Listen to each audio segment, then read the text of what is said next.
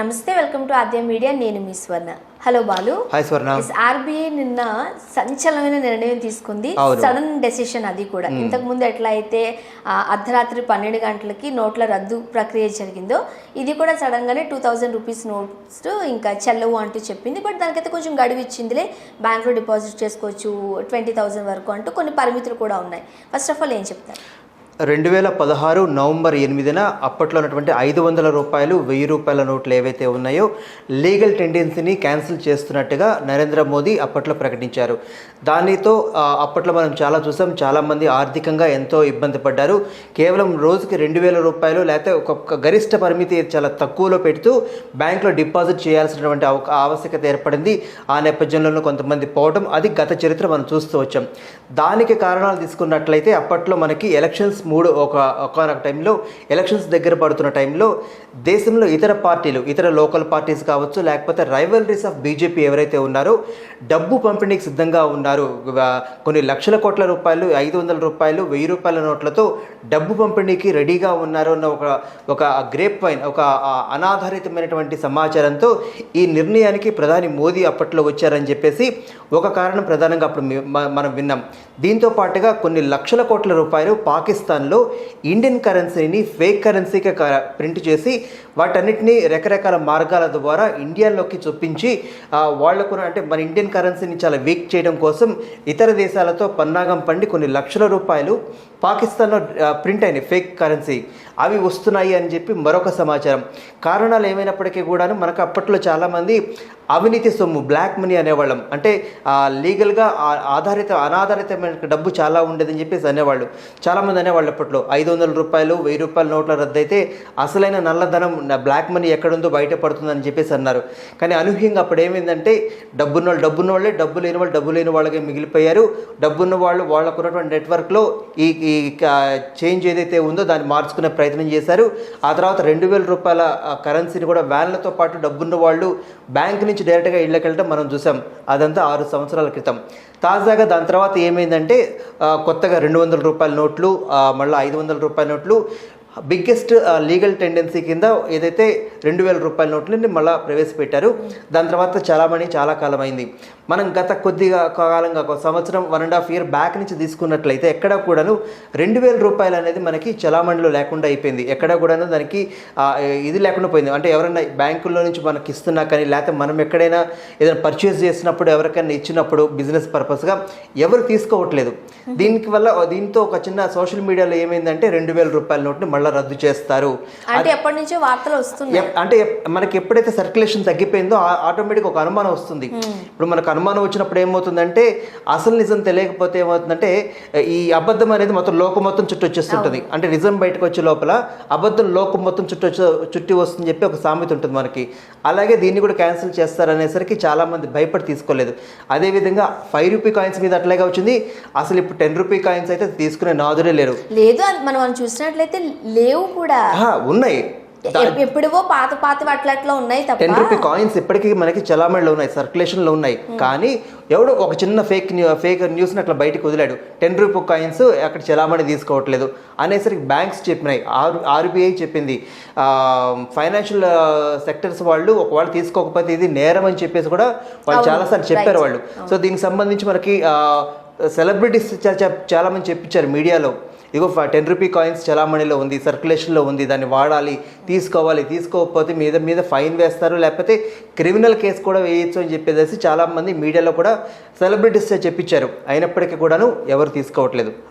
అదొక దారి తీసి పక్కన పెడితే తాజాగా నిన్న 2000 రూపాయల రద్దు, ఇది రద్దు కింద కాదు, ఏంటంటే రేపటి నుంచి అంటే ఎల్లుండి నుంచి 23వ తారీఖు దగ్గర నుంచి సెప్టెంబర్ 30 లోపల మన దగ్గర ఉన్నటువంటి 2000 రూపాయల నోట్లని బ్యాంకులోకి ఇచ్చి మార్చుకోవాలి అని చెప్పేసి చెప్పారు. ఒకప్పట్లాగా బారులు తీరడం అట్లా ఏం ఉండకపోవచ్చు. ఎందుకంటే ఇందాక మనం చెప్పుకున్నట్టుగా 2000 రూపీస్ సర్క్యులేషన్ అనేది చాలా తక్కువగా ఉంది.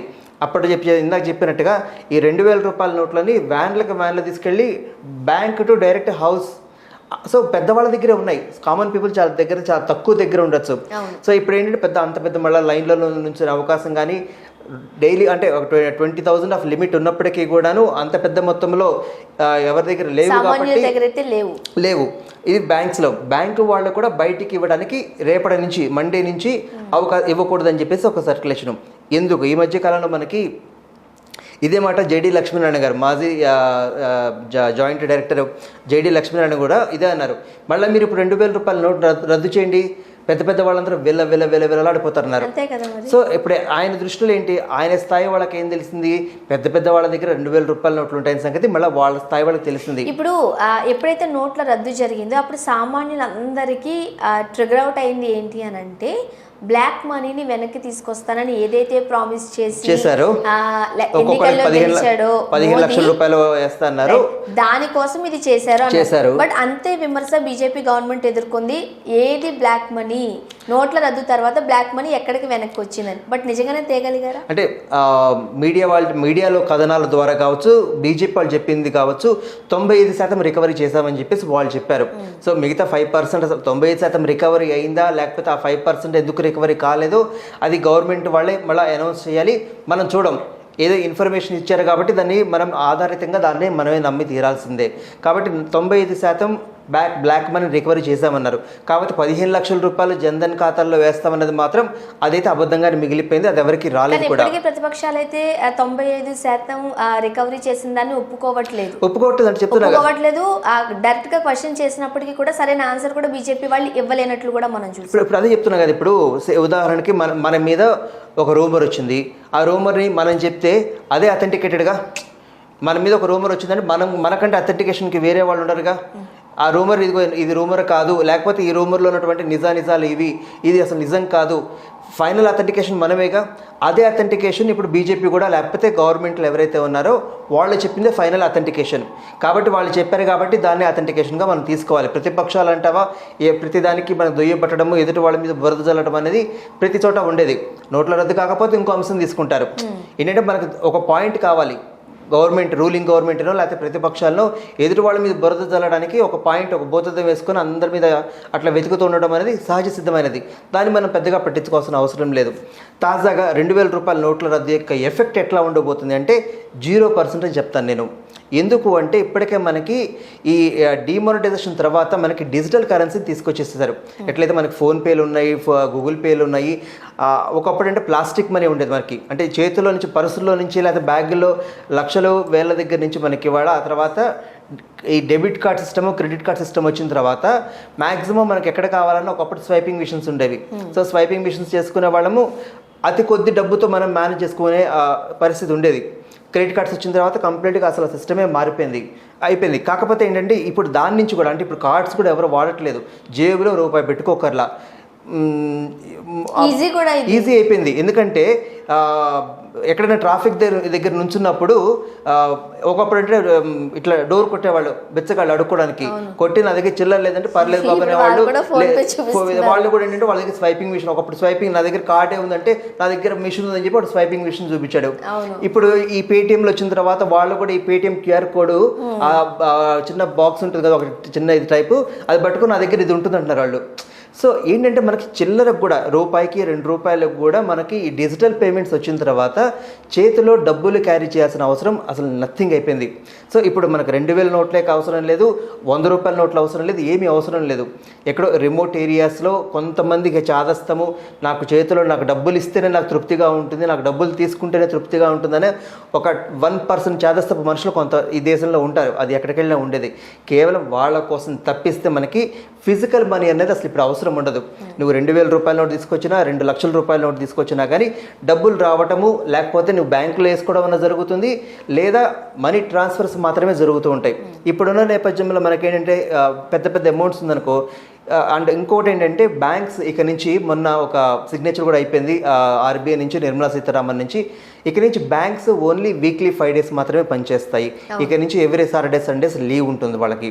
ఆ వారం రోజుకి 40 నిమిషాలు వీళ్ళ టైమింగ్స్ ఎక్స్టెండ్ అవుతుంది.